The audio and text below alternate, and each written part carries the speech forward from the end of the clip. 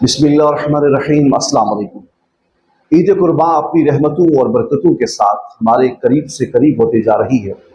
ईद कुर्बान के मौके पर पूरी दुनिया के मुसलमान, चाहे वो किसी खित्ते से, किसी जोग्राफी से ताल्लुक़ रखते हों, किसी रंग व किसी नस्ल से ताल्लुक़ रखते हों, तो तमाम की तमाम हज़रत सैयदना इब्राहीम खलीलुल्लाह अलैहिस्सलाम की सुन्नत के ऊपर अमल करते हुए अपने कीमती माल से जानवर खरीद करके अल्लाह की राह में कुर्बान करते हैं। ये वो नेकी है कि जब कोई मुसलमान अल्लाह की राह में जानवर कुर्बान करता है तो उस जानवर के खून का कतरा ज़मीन पे बाद में गिरता है, बख्शिश पहले हो जाती है। जहाँ ईद कुर्बान हमारे लिए बहुत से पैगाम लेके आती है, वहाँ पे एक पैगाम ये भी लेके आती है कि जिस तरह आप लाखों करोड़ों रुपए के जानवर अल्लाह की राह में ज़िबा करते हैं, इसी तरह अल्लाह की रज़ा की खातिर अपनी अना को भी कुर्बान कर दें, ताकि ज़िंदगी के जो बाकी मामलात हैं, ज़िंदगी की बाकी सांसें हैं, ज़िंदगी के बाकी जो लम्हात हैं, वो खुश उसलूबी से इंसान गुजार सके। मुअज़्ज़िज़ ख़ातिन हज़रात, ईद कुर्बान के करीब आते ही आप अहबाब की तरफ से बहुत से सवालात